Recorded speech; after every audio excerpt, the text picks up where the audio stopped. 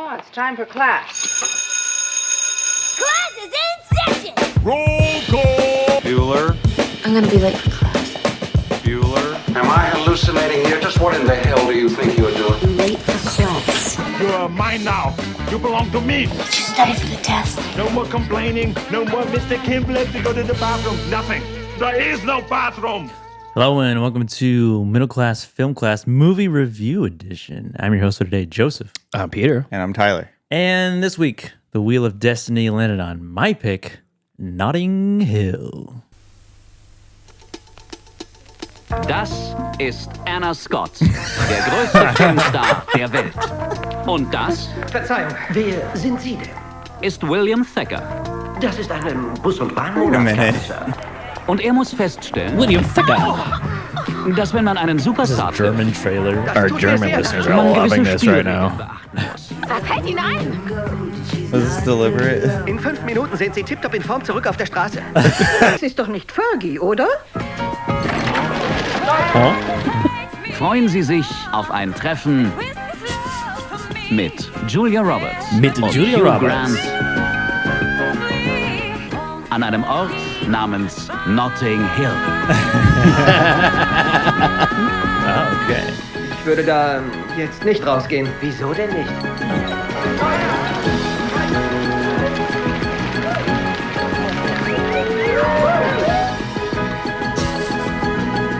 Wow. Lovely trailer. You like that? Funny Yeah. stuff, man. Definitely not going to get copyright stricken now. I don't know, the song that was playing, I think that was an American song. Oh, fuck. Damn it. Shit. So yes, Notting Hill, the movie of the week that I put on the wheel just because it was on a watch list. What's his watch list? It's just a collection of movies that I want to watch. How do you keep track of it? Like a notes app? No. I mean, I do have a watch list on a notes app. It's a separate I have watch like list. That's the backup It's watch like list. another watch list. Okay, separate. Okay. There's some overlap in the watch list. Is this a Just Watch? No, yeah. That's what I use. I use think Just Watch for my watch list because then Yeah. you can know what's streaming. I want to watch this. Oh, it's not streaming anywhere for free. Guess I won't watch it. Yeah.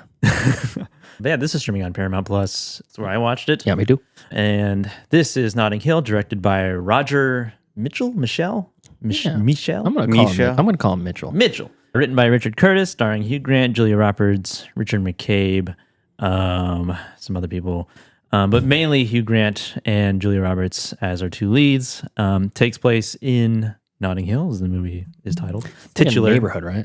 Yeah, like a street or It's like a little. It's like a block. a region of Neighborhood. London or England. It's like saying North Beach in San Francisco. Yeah, It's like an area. like Alberta Street in Portland. Yeah. So the plot of this, according to IMDb, a set of circumstances makes Anna Scott, a famous actress, fall in love with William Thacker, owner of a travel bookstore, specifically a travel book store. Yeah, specifically. In Notting Hill, but the paparazzi's fascination with her complicates their bond. And this is very much a 90s rom-com released in 1999.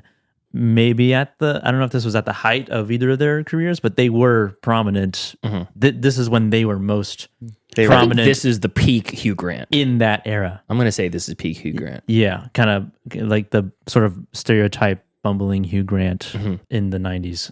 And so, yeah, this was on the wheel. We all watched it. I assume this is all of our first time. Yes. All of our first time watches. It is. So I'm curious because I don't think we've ever covered a rom-com. Specifically this type of rom-com on this show. I'll look after I get my I was going to initial say thoughts. Blue Valentine. Yeah, that was hilarious. Super funny. That was a hella funny movie. Hella funny. Yes. And so, yeah, here we are again. Let's go around, give our initial thoughts on Notting Hill. Okay. Pete. I'm not a particular like rom-com aficionado or fan or whatnot. And I used to think it was a genre that I didn't particularly like or wasn't gonna particularly like. It was Interested in? Yeah, it's almost like you That's for girls. Nah, not so much that. It's just like it's almost like when you pick up a food that you've never tried before and you're like, I definitely not gonna like that. You know. And in the more recent years, I'm giving more of the big name rom-coms a chance. Sleepless in Seattle, not good. You didn't like Sleepless in Seattle? No, I didn't like it either. Not good. You Got Mail, very good. Complicated, like Better than Sleepless in Seattle. Much better. Much better. Moonstruck, fucking amazing. When Harry that a Met rom-com? Sally. Huh? Is Moonstruck a rom-com? Yeah. Oh, okay. Yeah. When Harry Met Sally, fucking phenomenal. Right.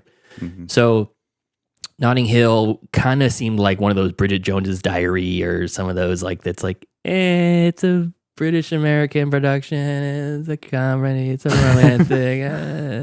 I could pass on that. No desire to ever see Notting Hill. So when you put it on the wheel, I was very surprised. Like, what is this? Why now? What the hell is this? What is this? Right? Yeah. And I was very, very pleasantly surprised with how funny this was. It puts the calm back in rom-com. The what? The calm.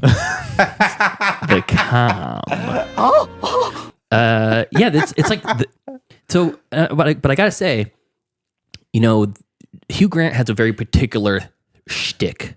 He's almost like Vince Vaughn's got a shtick. Like, almost like a one note. He's always Vince Vaughn and everything, right? Sure. Or what's Christopher Walken? He's got a cadence to his speak that's undeniable. When you hear Hugh Grant talking, especially in this era, I mean, even now, he carried it over to, Dungeons and Dragons. He's the bad guy, and Unfrosted, he's Tony the Tiger. He still talks, and that's kind of his thing now, is like he's the upper crust British stereotype of the type of voice, type of cadence, the way he speaks. We all felt the same way, but maybe Prime a Minister little too polite to, say so. In Love Actually. Yeah, exactly. So Tim Roth did a great version of him in his shtick in The Hateful Eight. That's that quote I was just saying. But so this is kind of like the peak of Hugh Grant being Hugh Grant, having that sort of like stumbling over every word you say, can't finish the sentence before starting another one, or reconfiguring the sentence before it gets to the end, like choosing his words very carefully and very like expansive of vocabulary of the words that he's using. And for the first like 15 minutes, like I looked over at Brianna and we're watching it, and I'm like, what's the point of this movie? Like, what is she? Is she falling in love with this guy, the bumbling goo guy that's over her? And it's like, yes, he's a little bit more like sophisticated in his fangirldom, and he holds back a little bit, but he's not giving her any like net positive to her life. He's just like this goofball that's like, how about that book rather than this book? And you're like, that's what she's going for, I guess, So like for the first like 10 minutes or so, I was like, I don't know, this shtick is running through very, very quickly. When it's just the two of them and that whole thing before she kind of opens up, when she's just like very quiet and mindful and demure. She doesn't want to like be a bitch to him and like, just give me my book and let me get out of here, commoner. She's not acting like that. She's definitely like toned down in a sense, None of that stuff particularly worked well for me. So I kind of had to fight through like buying into the fact that she was into him. But once they got together and there was other people, like the dinner scene happens, I'm like, yeah, this is the good stuff. This is good. This is really good. The writing is good. The conversation's fun. I loved the self-deprecating humor that they had. We're trying to earn the last brownie. Oh, yeah. Who's the saddest? Oh, that was so good. It was so good. I was like, man, I want to do that. No, next time Let's do it here. Yeah, on the podcast. Yeah. Just talking the most shit about yourself. It's like, I love that. I love self-deprecating humor. I love like being able to laugh at yourself because it's always a good joke. And I liked the twist too when they're like they go to pass her over for being able to talk smack about herself, and well, why can't I earn the brownie? Yeah, and she gives this great sob story, which you could see some real validity in, and you're like, oh yeah, what are they going to give her, the brownie now? And they're like, yeah, fucking yeah, right, you gorgeous millionaire, yeah, And it was like, what a great. That whole thing was just fantastic, and the comedic timing was good. His brother-in-law or friend's husband or whatever that guy is, the big ball guy is cooking the Cornish game. Yeah. The squab or whatever it was that they're cooking. His reaction to her, oh, Anna, Scott, wine. It's like just perfect comedic timing. Everything's edited super well. And even the stuff that is telegraphed from the beginning is like his roommate is an insane person, looks a very particular way. And then you see his sister, whose birthday it is, and she looks very similar to that. So you're like, okay, of course they're going to end up together at the end. She's talking about how she can't get a boyfriend and da-da-da and whatever. she's getting older and wants to look at a girl like me. And you know that they're going to get together near the end, or at least heavily implied that. But the way it happens even is great. She doesn't even tell him that they're going to get married. She's just like, oh, by the way, that's you. And you're like, they've even been on a date? Yeah. I love that. It's so goofy. So I think that the comedy really shines here. And the other thing that I applaud this movie for doing is that I think this genre, and not just rom-coms, but a lot of genres, they kind of have a formula, you know. This happens, and then there's a meet cute, and then there's some happiness, and then there's a strife that's thrown in the middle there, and all this stuff. But for the most part, you have a good guy and maybe two good guys, and then there's a little bit of, you know, kind of like situational strife, but it's never really like a bad guy in the relationship. In this one, it's like no one really there's no like deceitfulness. Yeah, right? It's all good. It's all done in good faith. It's almost like, well, you know, this, and blah blah blah. But it's like multiple times throughout the movie, Julia Roberts' character of Anna is like, you're like, wow, what a turd you are. Why would you not? Oh, yeah. I guess there's a little deceitfulness. Yeah, that's what I'm saying. And I liked that they subverted that a little bit. And it's like the concept of like celebrity in the real world is a really interesting thing to play with. I like that. It makes you kind of think about, I wonder what celebrities would be like in real life. I wonder what it would be like to like date a celebrity, you know? Yeah. They got to be tired of this conversation. They probably deal with it. They probably know everything about it. So I liked that whole, there's a lot more to unpack there than just like guy meets girl, they fall in love, something bad happens, it drives them apart, and then they find each other in the end. There's a little bit more to it than that. So, and then once the other characters are introduced, and then Mr. Thacker and Anna get to spend some real time together, really getting, and she disarms herself and starts acting like a real person. I bought into it. So I think it's a pretty well-made movie, and there was a couple of times in the movie where I'm like, oh, that's where this is from. Right. I've seen that clip of his roommate like flexing in front of the room, the door, you know, in the door with all the photographers around, and I'm like, oh, I've seen that before. I didn't know that was from this. And then line Hugh Grant saying "Whoopsie Daisies." Oh yeah, I've seen that before. And then I'm just a girl standing in front of a boy. Yeah, I was like, oh. Okay, in the context, it makes sense. I love it too. I almost didn't believe it. I thought they were also referencing. They were quoting another movie. Because she is in the movie industry, so I thought it was some sort of meta thing. Oh, that's funny. I didn't even think about that. That's good. So yeah, ultimately, pleasant surprise. Was really, really high on this one. So good recommendation, Joseph. Cool. Tyler. This movie did not do it for me at all. Really? I thought you would love it. No. They ask you how you are, you just have to say that you're fine. Didn't love it. You're not really fine, but you just can't get into Yeah. This movie made me realize how absurd it is being an adult. Oh, okay. You just now figured it out?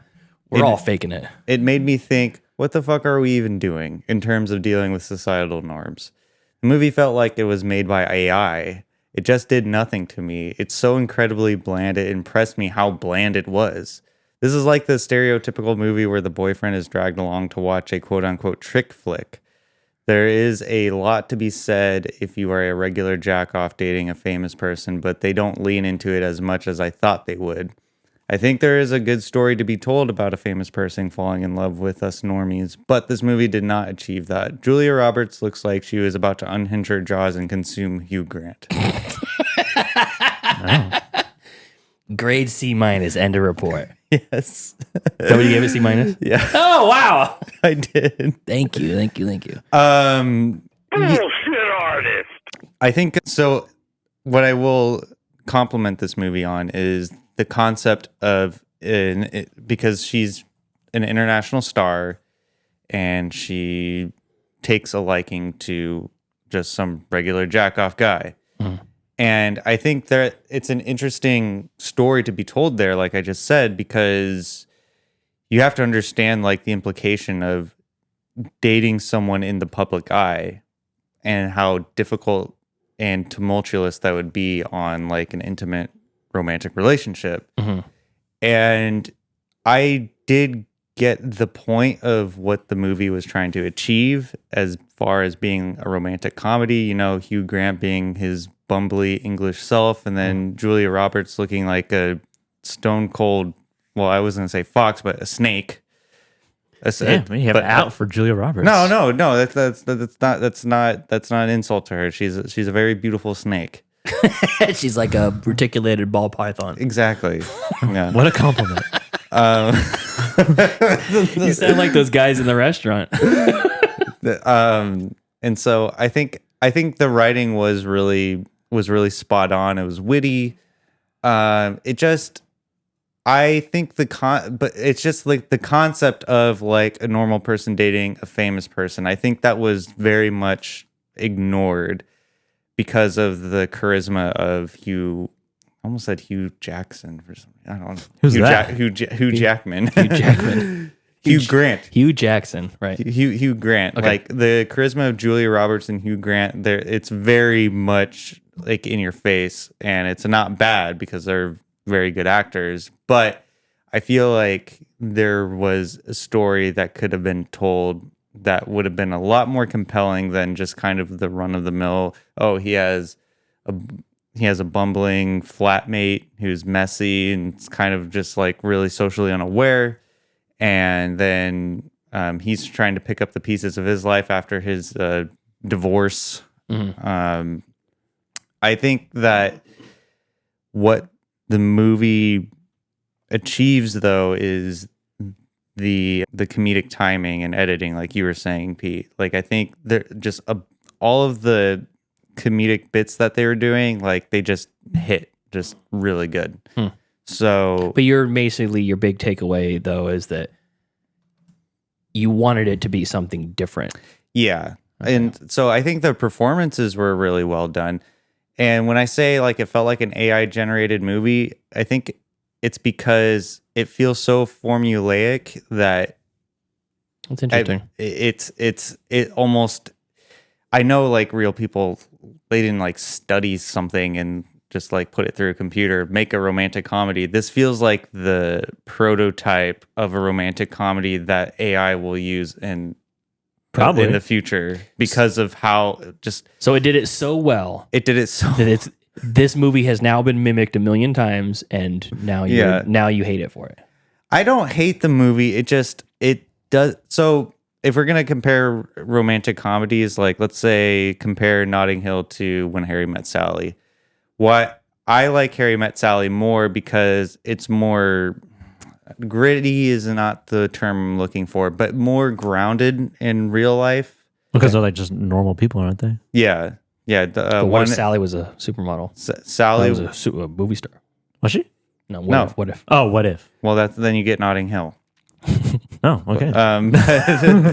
I think I like When Harry Met Sally more is because it's more grounded in reality, and it's not to say that like a celebrity is gonna like wouldn't date like a normal person like any one of us, but I feel like the implication of a celebrity dating a normal person that story deserves more of a more dramatic tone rather than the comedic tone that this movie portrays. Okay.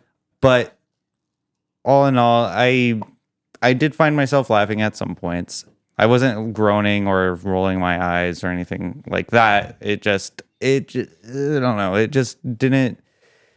And I didn't even know about this movie either. When you said Notting Hill, Joseph, like I was thinking of like some sort of like period piece, something like that. Yeah, I guess kind of sounds like that. And so I was thinking it was going to be a period piece, and then I saw Julia Roberts and Hugh Grant, and I was like, all right, here we go. And I was actually really surprised that you picked this movie because this seems like totally out of left field for you in terms of movies that you usually pick for the wheel. Well, yeah, I mean, it was just random. Yeah. I didn't like specifically go out of my way to pick it. Yeah, but you wrote it down. Yeah, because it was supposed to be like an iconic movie in the rom-com genre. So, and it certainly is. It's been I'm sure it's been parodied like throughout all of media. But that's when I say it's like formulaic is because it set the groundwork for other. It's like it was basically. It was so good it's been copied. Yeah. So I mean, but it was. I didn't like it. I didn't like it, but I'm not saying it's not a bad movie. It just not my type of movie. Okay. So all right. Yeah. Cool. I would not have expected that, by the way. You'd not be a fan of a rom-com. Yeah. Oh, son of a bitch. Dang it. On brand. On brand. You didn't like it. I really specifically chose it for you. Yeah, so my first time watching it as well. I'd heard of the name. I didn't really know who was in it until I put it on the watch list. Yeah, same. But I was also pleasantly surprised by how much I enjoyed it. Wow. And I honestly, I watched it with Deanna, and I enjoyed it more than her, I think. Cool. Really? Yeah. I was thinking the opposite. No, she didn't. She liked it, but she didn't like it that much. What she got hung up on was like, why would this actress go into a bookstore? Like, what? She couldn't get past the barrier of that. Okay. This would never happen. Hey, Deanna, I know you're listening. Staunch fan, listens to every episode. Deanna Navarro. She does? She was shooting a movie in London, and she had time to kill. She's in this historic district, Notting Hill. She's just window shopping. She's got all the money in the world. Doesn't even have a security guard. Yeah, doesn't have people protecting her back. No, I mean, this was also like pre 9/11. Yeah, pre 9/11. That's a good point. Good point. We were almost there, but not quite. Yeah, they were planning. No description. The CIA was giving them money. Oh God. Anyway, back to the movie. Yeah, I enjoyed it, and I actually thought it was actually really funny, and also it was kind of like not what I expected it to be. The story. Mm-hmm. I didn't know that. Obviously, I didn't know that the plot of the movie. But even as I was watching, I was like, oh, this is a very kind of interesting plot for a rom-com, and the way that they go about it is also very. I liked it. I liked how they did it, and it felt like a low key rom com. It didn't feel like over the top in any way, and Hugh Grant's personality and the way he, I guess, acts fit well within the context of the movie. He's on his home turf, so it makes it a little bit more. It makes more sense, I think, and like the sort of meet cute. It's not really a meet cute, like in the stereotypical sense, where it's like. They run into each. I guess they do run into each other. Yeah, literally after they meet for the first time. But like when she walks in and he's kind of starstruck, but like you said, he's like kind of playing it cool, but also not playing it cool. Yeah. He's not like, oh, hey, you're that actress. Could have been worse, but it could have been better. Like his coworker. Yeah. Who confuses her with Demi Moore. I like that part. That was a good one. And the beats of the story and the side characters that when they go to dinner was a really good scene. I really liked the interactions that they have. His roommate was the worst, but hilarious. Yeah, I've never seen him in anything else other than Little Nicky. Have you seen The Replacements? No. It's a really good sports comedy. Keanu Reeves plays Johnny Utah. Wait, no, that's a Point Break. He plays a quarterback anyways. Anyways. And there was one specific part of the movie that I found fucking hilarious. Me and Deanna were cracking up when she invites him over and he gets trapped with all the press and he's like, I'm from Horses and Hounds. Yeah, it was so good. And he gets stuck in doing these interviews, being a interviewer, quote unquote. Yeah. And he's like, do you think it would have been better with horses in it? Yeah. The next movie might have more horses. Yeah. It takes place in or the hounds. On a submarine, yeah. Or hounds. Our audience likes both equally. Both species equally. Yeah, that was good. And he has the flowers and the guy who walks in. I mean, even getting to the front door of that hotel, he just like the guy's just standing behind him. You sure you're going to the right place? Oh, yes. Yeah. It's just like, what? I like the one line where he asks, he said, oh, they're from my sick mother. She's in the hospital down the way. Yeah, and then the follow-up when he's like, oh, she took the flowers. And he's just like, bitch. Yeah. No, but that was good too. But when he's still sitting in the lobby with a guy and he goes, oh, what hospital is she at? And he says, do you mind if I not say? Because it's a very specific, embarrassing disease. And naming the hospital would kind of give it away. Yeah. He's like, got it. I know. When he delivers that line. What does that even mean? What hospital would give it away? When he delivers that line, though, after he's like, hey, oh, she took your flowers. Yeah. And he's like, oh, bitch. That was so funny. Yeah. That was like perfect. That whole sequence was perfectly well executed. Comedic timing is really something in this. Yeah. And then the guy's like, it takes place in space. Space horses, perhaps. Yeah. I don't remember exactly what he said. But Yeah, the little girl too. is this your first movie? No, it's my 22nd. Oh, Leonardo Da Vinci. Da Vinci. Yeah. Like, so, is he your favorite Italian actor or director? So it's like, I guess it's supposed to show that he's just clueless in like movies, right? Yeah. It would be kind of interesting if he didn't even know who she was. Yeah. It'd be a whole different thing. I thought in the beginning that's where they were going with it. I thought he didn't know who she was, and he was just because he's like a travel book nerd. Yeah. And so he didn't really There's a movie in there somewhere, a different movie. And the fact that he runs specifically a travel book store is such a weird and kind of hilarious thing just to include in the script about this character. It's like, it's not a bookstore because you have the one guy who comes in and he just asks, like, do you have any authors? Like, do you have any of this? Do you have any Winnie the Pooh? Yeah. And then he just gives him that look, just like, you're a customer now. I got a customer for you. Yeah. But, and then the wrap up, or like nearing the end when like time has passed, the way the movie kind of, it progresses time without telling you exactly. It was like 5 months had passed since they had that separation. And the movie doesn't say it's 5 months later, 6 months later, 1 year later. It shows it, or you hear it in the background, like, it was like something 5 months. So that ago. long shot. Huh? That long dolly shot where he's walking down through Notting Hill through the sales market and it's changing seasons. Oh yeah. It's an impressive shot. But yeah, it's they do a good job in like the time jumping without kind of just putting it through text. Mm-hmm. And when they meet up again and she's shooting a period piece, and the way that, like, it's like the misunderstanding part of a rom-com where it's like he overhear the person that you're supposed to be with or interested in, or who's interested in you, and they say something like bad, and you assume it's about you, or you assume what they mean by what they're saying. I mean, it was a kind of a small part in the whole thing, but I liked how they actually do kind of end up together. It would have been kind of interesting, I think, if they didn't end up together, because he eventually rejects her, and bold power move, really. And he has good reasoning. Big dick energy from that conversation. At the time, he gives good reasoning, because it's like, well, I couldn't handle that again, especially you being in the spotlight, like in the public eye. I want to ask the people who really love this movie, like diehard rom-com fans, and I'm going to read some tweets from a couple. If she, but anyway, yeah, I liked it. Okay, that's right. Yeah. But anyways, if she fucked him over a third time, at that point, do you say no? She's the bad guy.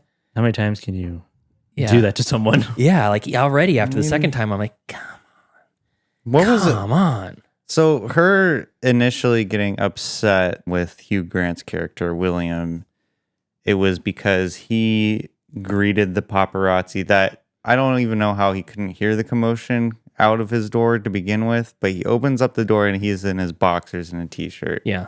Closes the door, and then she gets pissed because he answered the door. Well, he didn't know who it was. In his boxers and t-shirt, and I'm just like, why are you? I mean, I can understand why you could. No, I wouldn't complete your sentence. What are you saying? I don't know what you're trying to say. She gets upset with him because he answers the door in his sleep attire. Not just that, but he lets her answer the door in her sleep attire. Yeah, he doesn't. Yeah. He could have stopped and been like, "Don't go out there." I know, that's what I was yelling at my TV. It may be advisable if you just like that. And then she opens the door and then she's fucked. Yeah. I mean, I don't know. I think. I mean, her reaction to that is just like she's just trying to blame someone else. Yeah. You know? Well, the only reason she's there is because like she went with him, but she was with Alec Baldwin. Yeah. There's a line right in there that they glance right over. I'd be curious if they, it was another side plot within it. Because she's on the phone with her publicist or whoever. Like, hey, come pick me up in the limo or whatever. And she says, no, they're here. It's like hundreds of them. Yeah, you need to come get me. Yes, I know. My master plan failed me. Yeah. And it's almost like, what's the master plan? Was I the master plan? Was me, William Thacker, the master plan? Am I just a tool for you? Yeah. You know? Well, that's actually, I'm glad that you brought that up too, because I don't think Julia Roberts' character didn't like him at all. She was just sick of dating celebrities, and she wanted the taste of that normie life, and So she found the most attractive normie that she could find. The most attractive man she could find in England. Yeah. Wait, yes. The most normal teeth. Yeah, with the most normal teeth. And that was her master plan. She was trying to bag a normie. That's it. That Hats was off it. to her. Yeah, good for her. No, not good for her. No. Yeah. No! She can't get away with this. You're messing with a man's heart. But what if she actually likes him? No, she doesn't. No, she likes the idea of him. All right, so let me ask you. She likes the Tyler. idea. Yes. If Zooey Deschanel walked into this room right now, and she was like, "Tyler, I'm tired of dating celebrities. I want your normie dick." What would your response be? I'd be like, okay, I got my keys in my pocket right now. Let's go. Okay, all let's right. bounce out of here. Yeah, but so I'm glad that you brought real quick. I'm glad that you brought that up too, because You when I brought was it up. I'm just continuing the conversation. oh, you're just continuing. Yeah. Okay. I'm glad I brought this up. All right. Well, I'm glad I brought this up. But I was thinking about this exact same scenario because this is a scenario I've always wanted to be a part of. Is a very specific event. A very high profile celebrity. Like, let's just say, like I'm at the old watering hole. Mm-hmm. I'm just sitting there. I'm just just enjoying a drink, and then I have a celebrity that sits next to me. Scarlett Johansson. ScarJo, yeah. Okay. She left Colin Jost. ScarJo's sitting next to me, and then she starts making small talk with me, and I recognize her, but I treat her like everyone else, and just have just don't talk to me, you fucking bitch. Yeah. That's how he treats most people. Yeah, it's like, you're in my seat. I always sit at the heel. Oh god, MAGA. No. I would. Yeah, I've always wanted to be in that kind of situation where I can interact with a celebrity, but in a normal capacity rather than bring him down to your level. Exactly. Okay. Well, that's a pretty low level, but I don't know if they want to go that low. But when I saw the concept of the movie and it got me reinvigorating I guess you would call it a fantasy. That's a fantasy. Yeah. Yeah, of just interacting with a high public profile person on the lowest level that I'm at. So I like the idea of it, but that's the thing with this movie is they didn't really play on that. It was just kind of, okay, yeah, he knows she's a celebrity, and then everyone around him is like, oh my god, she's interested in you. I mean, you only get that stuff from really his family. I think friends. A24 should remake this movie. Okay, now instead of Scarlett Johansson, now Ivanka Trump sits next to you. Oh. Why her? Why not? You said a high profile public eye person. Yeah. I don't even know what she looks like. I if she sat next to me, I probably wouldn't even recognize her. I don't. Let alone talk to her. I don't know what she looks like. That's okay. I have the strange profession that he's in. He's a travel book owner. Yeah. Travel bookstore owner. Yes. I have a list here from entertainmentweekly.com that is a list of strange professions within the characters have within rom-coms. Oh, okay. Okay. All right. Marine biologist. Cameron Diaz's character in The Holiday is a movie trailer editor. Yes, I remember that. And Jack Black is a composer. Oh, is he? Yeah. Is it? 27 Dresses, vows columnist. He writes a column in the newspaper about wedding vows. That's weird. Very specific. Patrick Dempsey's character in Maid of Honor, he invented the coffee collar, the little hoojie that goes on the coffee to burn your hand when you get a ticket to go cup from Costco. Oh, okay. From Starbucks. Oh. He doesn't have to work because he invented the coffee collar. Okay. In Maid of Honor, Michelle Monaghan's character is an art restorer. He restores art. Yeah, that's sort of a cool job. Yeah, it's pretty cool. In Leap Year, Amy Adams' character is an apartment dresser. She decorates an apartment for it to be sold. Okay. So people can be seen in it, and then takes all the furniture. And these are all rom-coms. They're all rom-coms. Yeah, and then Leap Year. Matthew McConaughey's character in Failure to Launch is a boat salesman. For Days of Summer, Joe Go is a greeting card writer. We talked about that, of course. Yeah. Let's see here. That's not that weird. That's not that weird. That's not that weird either. That's not that weird either. Oh, aquarium veterinarian. Adam Sandler Plays in a in 51st Dates? Yeah, 51st Dates, an aquarium veterinarian.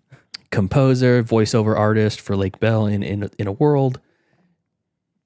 And then eBay store owner.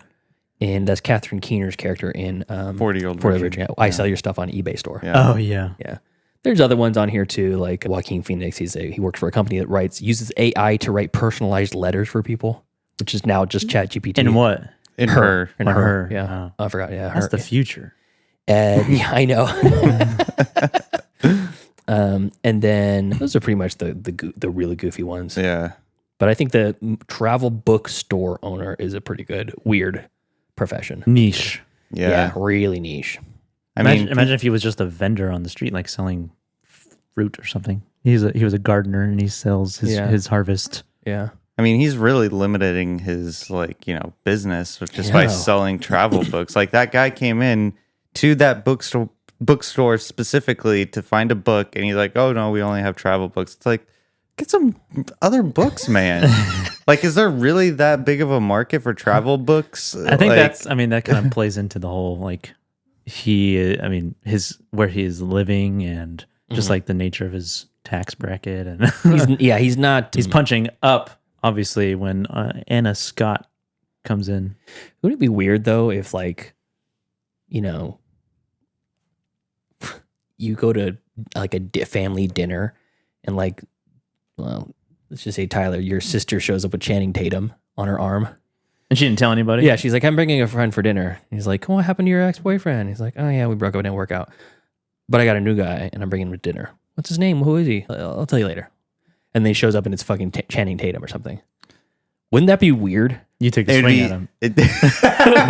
You know me so well. What? Did he take a swing at him? Oh yeah, take a swing at him. No, I would...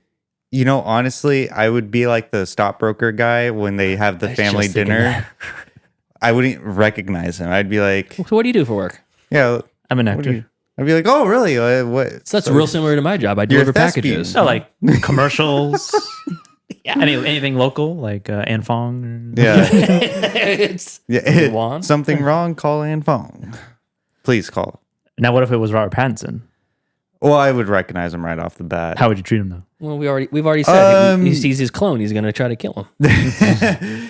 If I saw Robert Pattinson come to a family dinner and your sister was dating him, and my sister was dating him, be jealous of him or her? Her. I don't know how I would react. I would be taken aback. Jealous of her. I'd be taken aback. I'm not worthy. I would have been like, can you please sign something? Here's my ass. Can you sign it? I'm gonna get it tattooed on the tattoo parlor shop right. So you're the weird sister, is what you are. No, I wouldn't that situation. Come on, no. We're gonna be best friends. Yeah. I've always imagined that me and you are gonna be best friends. You want to watch Lighthouse together? And jerk off? Yeah. Back to back. Back to back.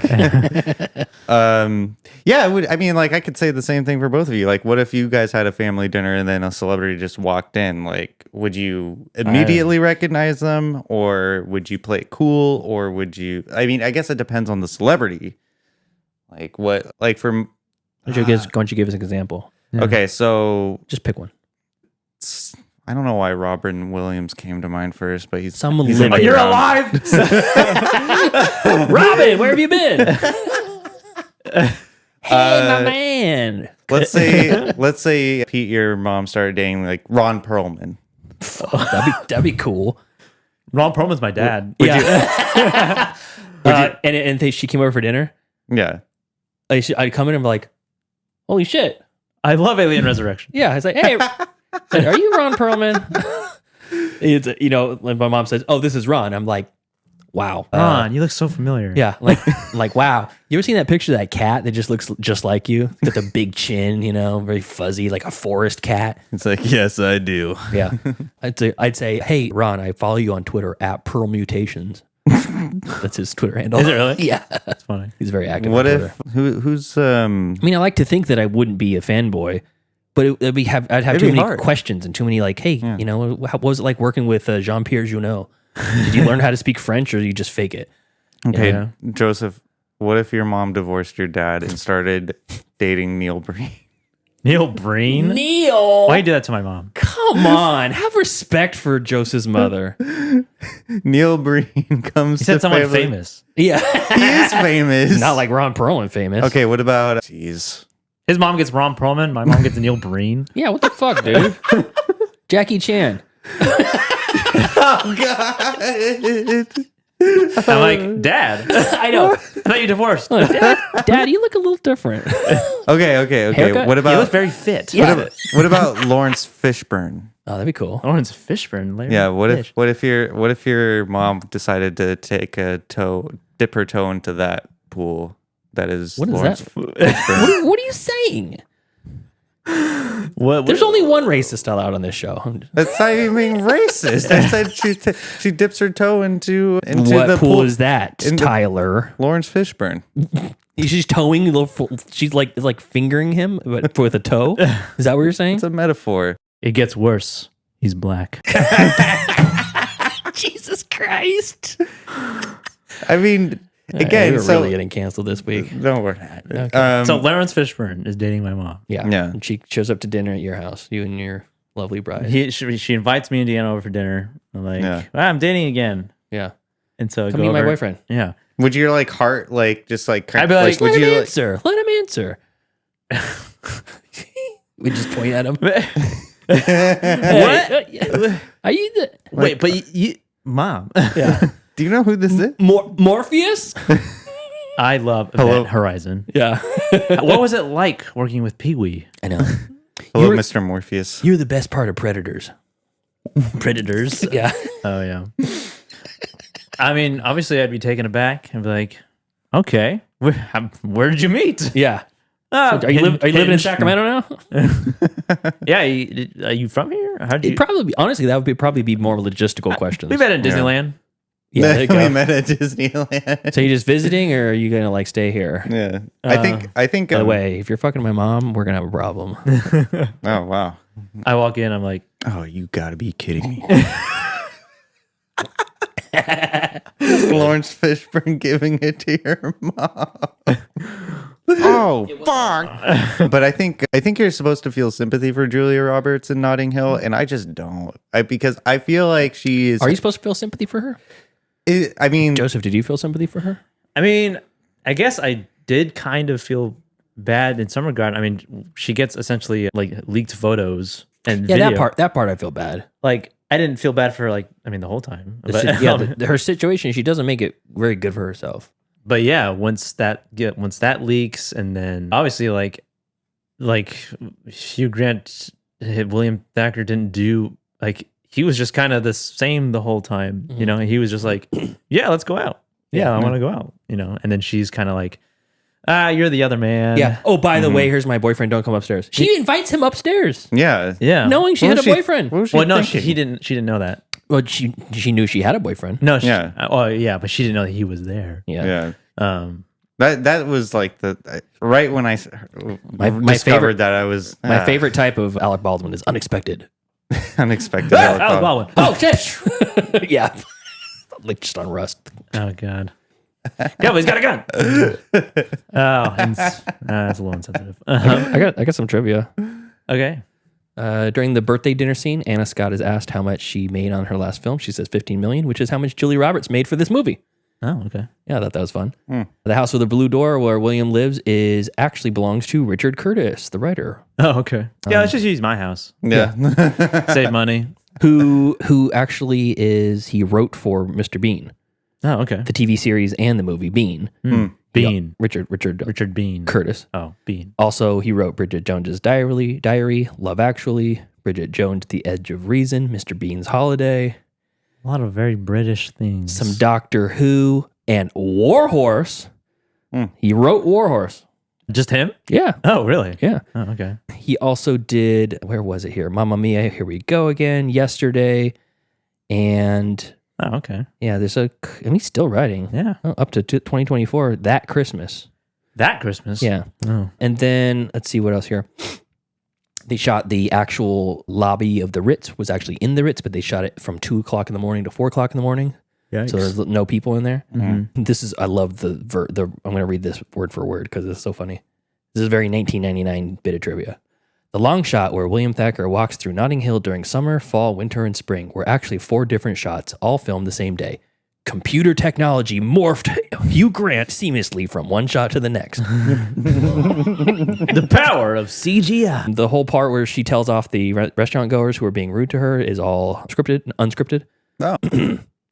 Those were actually people there talking. Yeah. I think they were supposed to just walk away, and she said, you know what? And she walked back and told him off. The rooftop scene where they are practicing, she's helping him run lines for the submarine movie. They had to shorten and edit it because originally it was going to be rated R, and she was cussing pretty profoundly in that scene. Yeah, for her role. Yeah, there's a weird bit of trivia. She never once refers to William by his name in the movie. No, she doesn't, because that was one thing that Deanna kind of noted in the beginning. Like she doesn't know his name. Yeah, she doesn't know his name. I was thinking that too when he's like, "It's me, William I didn't think Thacker. about that. I own the bookstore." Yeah, it's quite. First cut was 3.5 hours long. Good Lord! Yeah, 3.5 hours. I want to see that. What could they have kept out? I know. Actually, There's 2 movies in there. I'm kind of curious too. Notting Hill Part 1. Notting Hill Part 2. That would be a weird thing to do a part 1 and part 2 is like Of a a rom-com. Yeah. Yeah. I mean, that's kind of like the Before trilogy. Before Part 1, Part 2, Part 3. Oh yeah. Yeah. I mean, but I mean, there is some comedic bits in it, but I wouldn't call it a rom-com. It's just more romantic. Ew. According to Richard Curtis, Anna Scott was a hybrid of Grace Kelly and Audrey Hepburn. Say ew. I don't know about that. I can see the hot Audrey Hepburn look to her. Like her outfits were very Hepburn-ish. I mean, she was wearing a suit. Yeah. And tie. A suit and tie. Yeah. With Isn't that those crazy sharp shoulder pads. Yeah. I put a call out on Twitter to basically try to get some reactions. Feedback. Yeah. Notting Hill, supposedly classic. See what kind of people think. And I follow a couple of people on Twitter that have podcasts that are specifically devoted to rom-coms. So, and then also guest host on the show, John Brooks, who does the 1999 the podcast. I didn't even think about it. This is a 1999 movie. He says, you will not be surprised to learn that I've also seen it, and it's fabulous. I love this movie. M from Verbal Diorama, who is a great film history podcast. She says, I adore this. It's a little gem. Would have been in my August series if it not been for my scheduling goof up. Because she had, I think, something like a rom-com August in her show. At Every Rom-Com Pod, which is Every Rom-Com Podcast, says, I have seen it. It's not one of my favorites, but my co-host enjoys it quite a bit. I definitely see some influence there on recent romances like The Idea of You. And then Sarah from It Was Like Magic 1 says it's one of the best. Darren Lundberg from Nostalgia Cast and Back to Bluey podcast. It's a Bluey review, episode by episode review podcast. Nice. Says it's terrific. It's not just a straightforward rom-com, but warts and all, study of celebrity and how to navigate a relationship with a celebrity. Grant and Roberts are charming, but it's the quirky side characters that really sell it for me. I hard disagree. Rachel from Rachel Reviews says it's a favorite. I especially love the birthday party scene. Such a wonderfully written scene. And then Natasha from @Lit My Soul, who's a Rotten Tomatoes certified critic and a rom-com enthusiast, says the dialogue flows so naturally and authentically. The declaration of love scenes are so iconic. There's a reason why we still quote, I'm also just a girl standing in front of a boy asking him to love her. Yeah, I think it's an iconic quote. Pause you somehow. Tyler, you need to put love in your heart, my guy. No. On brand. Yeah, there we go. No. Life is better when you're loving. I have too many packages in my heart to deliver. That's great. But both literally and figuratively. Yes. Yeah. I couldn't have said it better myself. But I don't agree with that characterization of it portraying the murky waters that is dating a celebrity. Like, that's the one thing that I don't like about this movie is that they present this very compelling story idea. You get quite a few roadblocks because of the celebrity status. Not really, though. Yes, like, you get the famous celebrity ex-boyfriend. You get the fact that the paparazzi is all around. You get the fact that she's sensitive to those situations. The fact that even though you've broken up, she's going to come back again because she's filming in London again. he's heartbroken, and he gets to see her in newspapers and tabloids all the time. He can never truly forget about her. It's not sad enough. There's not enough heartbreak. It's too bright. It's a comedy. I know, exactly. And that is the flawed. It's sweet and sour, not just sour. That's the flawed thing about Notting Hill is that it can't just be Blue Valentine all the time. I'm just gonna say it's very telling that you call Blue Valentine our only rom-com we've ever reviewed. That was a joke. I'm just saying that there's a more dramatic story to be told in Notting Hill than that would be what a drama. was given. Exactly. It shouldn't have. This story should not have been a rom-com. It would not have been as entertaining. You can't. Yes, it would have. Oh my God, yes, it would have. No. You can't hate the movie for what you wanted it to be. I'm not saying I hate the movie. I'm just saying that the story that was presented to me, my two own naked eyeballs saw, could have been a lot more dramatic and a lot more melancholic than what was given to me. Well, that's just an entirely different movie. Why can't this movie be The Town? We did review Charade. That's a little bit of a rom-com. More comedy than rom. I mean, it's more of like a caper, like a comedic caper. Yeah. Yeah. An Unfinished Life. That was hilarious. Unintentional comedy. Sorry, Mitch. A Hidden Life. Also hilarious. Yeah, great. No, those Nazis, man. Join the Nazis. Join the Nazis. Looks so cool. Yeah. I'm looking through our maybe you old just don't stuff. like rom-coms. Yeah. No, it's not. It's not. I do like rom-coms. I just said I compared and contrasted to When Harry Met Sally. You can't say you like rom-coms and name the best rom-com of all time and say, well, it's not as good as the greatest of all time in that genre. Why not? I mean, you can't say. What other rom-coms do you like? Well, you don't like Sleepless in Seattle, but I do. I think that was a fine movie. I Married an Axe Murder. That one's good. That one's definitely more funny than Oh yeah, I Rami. guess you're right. It still counts. Why wouldn't it be rom-com? Well, it's What? not rom-com. What? Because romantic. It's not romantic. Romance. Yeah. Yeah, but it's not romance. Rome doesn't rhyme with com. yeah.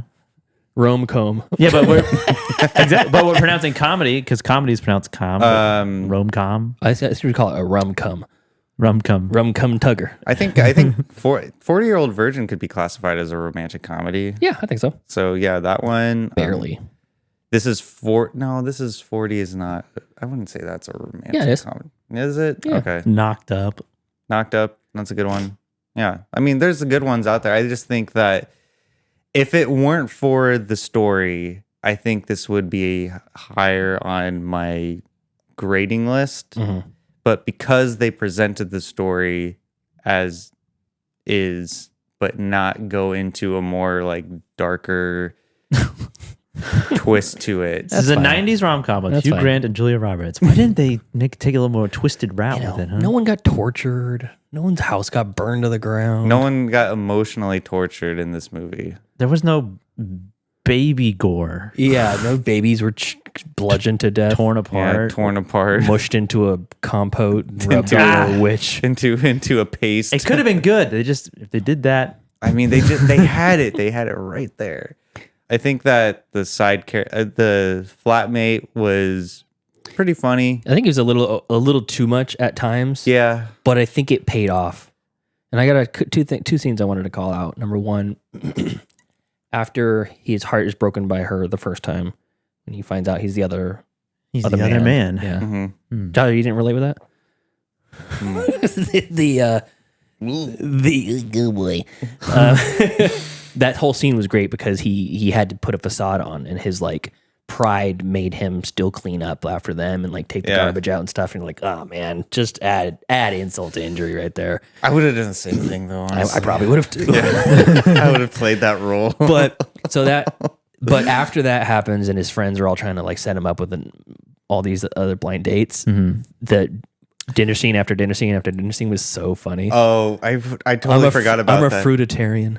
Yeah, we believe that cooking is pain for everything. We only eat the dead flesh of fruit, or it's fallen. If it's already fallen off of the tree. So, do you think these carrots have been murdered? Unfortunately, yes, they've been murdered. And he's like, shame. And then And then the like very aggressive woman with the big curly red hair comes in. Oh yeah. Oh yeah. And she's like, "Oh, you're in a wheelchair." And she goes, Hey, you're in a wheelchair. "Yeah." She goes, Yes, I am." But hey, come on, Willie, let's get tossed. It's like all those were super funny. Yeah, that was a funny montage for sure. And then the last person that he goes out with, you're like, oh, that looks like they actually hit it off. Yeah, and then They did, I yeah. never see from that. I bet you that's probably where the extra hour and a half came from. Yeah, because I thought that she was gonna be like, oh, she goes back to him and then like, I'm with this person now. Yeah, yeah. You know, There's probably, yeah, you're right. There probably was a lot there.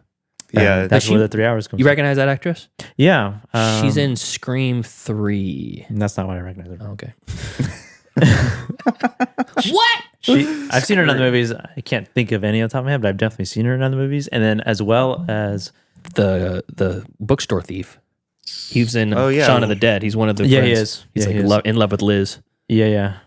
I am not in love with Liz. Gina McKee, is that who it is? Let's see here. But yeah, and then they ended up together. And then he and becomes a celebrity. yeah, now he's a celebrity by chance. Somehow. It's like Keanu Reeves' wife. Yeah. Isn't she like a director or something? I don't know if she is. I thought she was a normie. Emily Mortimer Norm. is that actress from Scream, whatever. She's in Mary Poppins Return, Lars and the Real Girl. Oh, she plays the love interest for Lars. I name a movie that I've seen. You haven't seen Lars and the Real Girl? No. Oh man. 10,000 Saints. Huh? No. Rio, I Love You. No. Hugo. Yes. You seen Hugo? Yeah. She plays Lizette. Ah. And in Cars 2, she's Holly Shiftwell. Duh, you didn't recognize her from that? Oh, I know. I know also where she's from. She plays Jack Donaghy's ex-wife in 30 Rock. She has the avian bone syndrome. Oh. She's like, I have hollow bones. Take my hand. Ow. Ow. The glass bones and paper skin. She voices young Sophie in Howl's Moving Castle, the English version. Oh, okay. Yeah. Yeah, of course. Yeah. I'll stop naming. You know by now. Yeah. You know exactly who she is at this point. I did. Yeah. I knew who she was from the start. I did recognize her, but I couldn't place my finger on it. But Lars and the Real Girl, that makes sense. Yeah, I thought her character was gonna be the like another barrier. Yeah, because she's like perfectly like cute. She was sweet. She gave him a little nice kiss, and then And then it's like you never see her again. No. That's probably where the other hour of the movie goes. Like you just said. No, and like you're just saying now. I was pontificating on your point. Oh, you gotta be kidding me. Okay, and then the other scene I wanted to call out was when he goes to the final press conference where you get kind of goes to confront her or whatever. Mm-hmm. I love. There's two things. That number one, everybody goes in that fucking car. They're like, we're coming with you. Yeah. It's like having that like group of like ride or die friends is really, really cool. And they have multiple dinners together. They celebrate their successes and their failures together. It's like, that's a great group of people. And they're just friends, right? And then he has a sister. His sister, and then the girl in the wheelchair is his best friend. He says at one point, one day you're my best friend, and she trips and falls and now she can't walk anymore. So I thought that was like some sort of family, but you only find out like an hour later in the runtime that that's his best friend and his best friend's husband who's cooking. Mm-hmm. And then we don't know who the stockbroker is, if he's related or I thought he was like a brother or something. Could be somebody's brother, but either way, it's just ride or die group of friends. And then the husband, it's just like, I'm not leaving my wife behind. You get in the passenger, or you get in the back seat, or put the wheelchair in the back. Everybody climb into the back. The weird roommate goes in the way back. Yeah. She gets carried, puts into the car, and it's like, I love that it was just like, I'm like, honey, we're going. I don't care. I'm not going to leave you here. You know what I think? What? His roommate. Like all of this was, he's delusional, and all of this was his imagination. Wait a minute. This was the roommate's imagination? Yes. Oh. Yeah. Could be. Tyler when he goes in the bathroom and she's in the tub, and just like he was just like when he looks in the newspaper and like all those leaked photos and stuff. Yeah. And he goes in and she's in there. Yeah. Oh. I'm glad that he wasn't a creep, even though he did say, you mind if I have a go? Yeah. Yeah, that was Besides that, I mean, he could have been worse. He could have been like, hey, I saw you in the paper. I had a good wank to you too, you know? Yeah. But I could see that might be something that he would do, but he didn't. Fancy a fuck. Yeah. You want to have a go? A shag. Yeah. those British people, man. They're wild. Oh, those silly guys over there. Well, the paparazzi's weird there too because you can publish nudity in those tabloids. That's crazy. Yeah. Can you still? I think they call it page 6 girls or page 3 girls or something like that. I think you're It's right like- about the page. You know, 6. West End girls. West End girls. You know that song? No. I Anyway, don't know. I'm sure you do.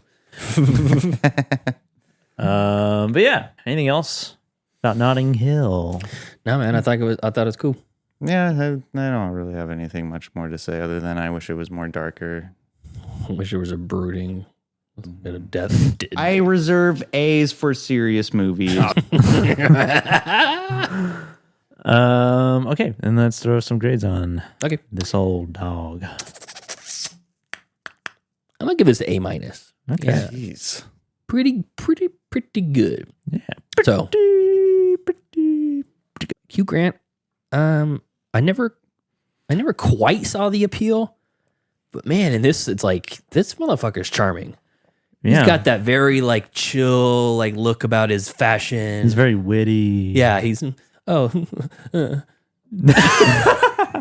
know that whole thing. And at first, like I said, it was like really draining. I was like, this is what she's going for, this guy.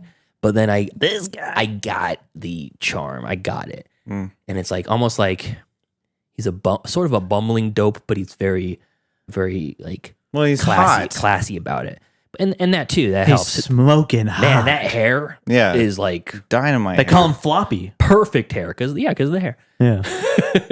And then Julie Roberts, I thought she was fine. I mean, I think she's been better in other things, but once she actually opens up and disarms herself, and they have their sort of back and forth and their, the pillow talk sort of stuff, I really liked that. I liked it. I think it all felt pretty natural. None of it felt stilted or goofy, and I like the idea of putting a celebrity into this world and what everybody does around it. I like how they all scream when they all leave the house together, and he's like, "Oh, they do that every time I leave." It's like all those little quips are so good. I tell them to stop it. They just It's so good. So yeah, I think I'm very pleasant surprised. I can see myself rewatching this because it's very high up on my rom-com scale. Nice. Is there what else is in there besides Harry Met Sally? Moonstruck. Oh, Moonstruck. What's the sci-fi version of Harry Met Sally? Oh, Molly and Max in the Future. Yeah. That's definitely up there for sure. And then I Want You Back, the Jenny Slate and Charlie Day movie that came out a I couple Want years ago. You Back. Isn't that a song? Yeah, that's Backstreet Boys, I think. Nice. Or NSYNC. Backstreet's back. All right. Yeah, that one too. But yeah, so yeah, A-. All right, Tyler. I already gave my grade at the top of the show, but I'm going to just reiterate it again. C- for me. I think positives, comedic bits were timed perfectly. It's a 2-hour movie, but it does not feel like a 2-hour movie. Like, I didn't find myself wanting this movie to be over. It definitely kept me engaged throughout the whole time. I think that the chemistry between Julia Roberts and Hugh Grant, in the beginning was a little stilted, but it grew on me. I did not like Julia Roberts' character. I think that she was just using William as she was just using him to have a somewhat sense of normalcy in her life due to her high profile lifestyle. I don't think she really liked him. I think she just liked the idea of him. And I think ultimately I wish this movie leaned more into like darker negative tones, kind of exploring the celebrity normie relationship lifestyle. That would have been very more compelling to me than what we got, but I wasn't totally dissatisfied with watching the movie. Would I watch it again on my own accord? No, but if it was on, I wouldn't mind. So yeah, C-, more to be desired, but that's just personal preference for me. Cool. Is it cool? Yeah, it is. It's very cool. It's cool for you to have your own opinion. C for cool. That's what C means, right? Yeah. B for badass, and A for awesome, or A for And D for downright bad. Yeah. D for duty, F for fuck. For fuck. I'm also, I think, an A- on this. Jeez. Yeah. Man, that is a little hot. I can only do one at a time now. Oh, The button's broken.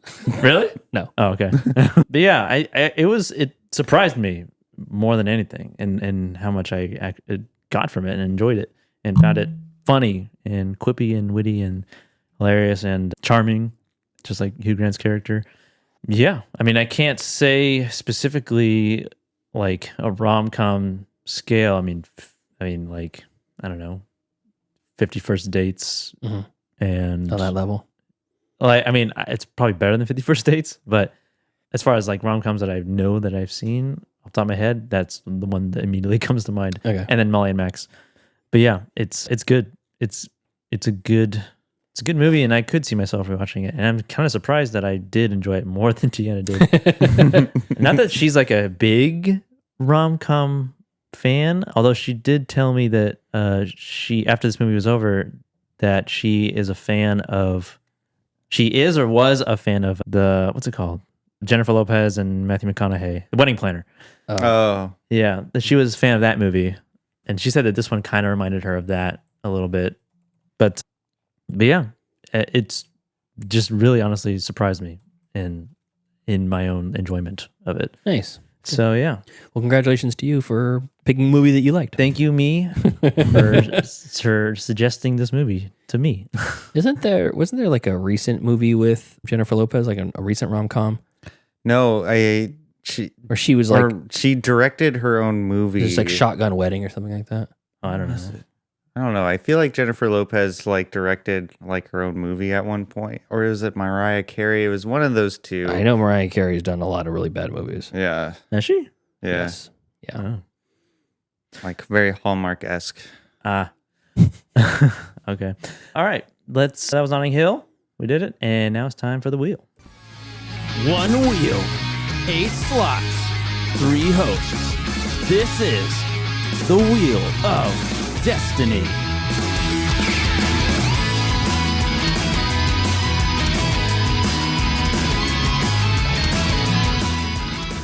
All right. Notting Hill's off the wheel. Joseph, what are you going to replace it with? Okay, so going back, listening to old episodes, we're not necessarily going to re-review a movie like we did with You're Next. Like we did, we did that a year after we started. Yeah, we got better. Yeah. Marginally better. So I'm going to put a movie on the wheel that we have all seen already. We all went to the theaters and watched it. Only 2 of us have really seen that movie. Oh. And it was the last movie that we saw in theaters before COVID. And that is The Hunt. Oh, man. I'm laughing that you didn't know what movie it was. No, I already knew what it was. I already knew this one was coming. My gosh, The Hunt. So, gonna revisit. I've only seen it the once, back in 2020. Mm-hmm. I would suggest listeners, as much as that was a shit show of an episode, I would suggest listeners to go back and listen to our Please don't. episode on The Hunt that me and Joseph watched. Please don't. Just don't do it. Just Tyler, what? Explain yourself. Explain what happened that day. On that, speaking of that great day. We'll save it for that episode. No. Because I want people to go watch or listen to the episode now so they can prep for the inevitable re-review. Because it was just a field trip. It wasn't a full-on episode. No, it wasn't. Yeah, it was only it was, shorter episode. Yeah, hey, Jack's in the chat. Just don't. I'm not. I don't even want to get into it right now. Okay. And this is not the Mads Mikkelsen Hunt. The Hunt. This is 2020's The Hunt. Yes, 2020. The yeah, Hunt. it's the yes. I'm very aware of that day. Yeah. But we have listeners that are listening. Yeah. So I'm excited. No, don't check it out. Please don't. So I'm excited Good pick, Joseph. to hear what we all have to say on our rewatch and our first time watch. All right. See if it still holds up. Wink, wink. Or no. Okay. So, recapping the wheel. We have The Hunt from Joseph, Do the Right Thing from Joseph, Lars and the Real Girl from listener Chris, Grizzly Man from listener Dallas, Falling in Love Like in Movies from Pete, Teenage Mutant Ninja Turtles from Pete, Broadcast News from Tyler, and Cyrus from Tyler. So let's give this a spin. Spin, spinaroo. No United 93? No. Who knows? I might not have landed on it. It would have been too late. You see this on wheel? Oh. Oh. It's Do the Right Thing. We're back to back. All right. We're right back to race relations. Yeah. We took a break this week. Very fitting for the hot week we just got out of, too. Yeah. It's a very hot movie. We did American History X last week, right? Yeah, last week. Took a break, do rom-com, and now we're going right back. Right back to race relations. Yeah. This involves every race this time. Yeah. Do the right thing. Maybe not every race, but more than 2 races. Every race. Yeah. That movie does feel, when you watch that. You've seen the movie, right? Which one? Do the Right Thing? Yeah, I've seen it a couple times. I've never seen it. When I first watched that movie, it I was sweating and it was not even hot outside. It looks like a hot movie. Yeah, I saw it on a list actually for the top sweatiest movies of all time. Predator 2 was definitely on that list. Mm-hmm. Body had to Heat. have been. Body Heat. Yeah. Apocalypse Now. Society, maybe. That one for scene, part of it. It's more wet than sweaty. That ain't sweat. Well, who knows? That ain't sweat, baby. You know what I'm saying? That's shunt juice. You don't sweat shunt juice? All right. Well, this is not streaming anywhere except for Stars and Turner Classic Movies. Really? Yeah. Okay. So it might have to be a rental. Yep. $4. So, alrighty. Anything else, guys? I think that's it. All right. So thank you to our cool ass yard duties over on Patreon. That's Javier, Heather, Michael, Steven, and Chris. And if you want to support us, you can do so on patreon.com/middleclassfilmclass or just support us on the YouTube page. That is a very good way to support us without having to spend a dime. Until next time. Thank you for joining us as we review Notting Hill. Follow us next week as we review Spike Lee's iconic Do the Right Thing. Follow us on Facebook, facebook.com/MCFC podcast, and send us an email, mcfcpodcast@gmail.com. And follow us on Instagram at Middle Class Film Class and leave us a voicemail. We like to hear from our listeners at 209-730-6010. And follow us on Twitter at Podcast MCFC and on TikTok at Middle Class Film Class. Yes, please follow us on the YouTube channel. Share with your friends. It means a lot. See you next time. See ya. See ya. I gotta get out of here. The bell doesn't dismiss you. I dismiss you. You're free to go. See you next week. See you later. See you later. That's a wrap. Great show.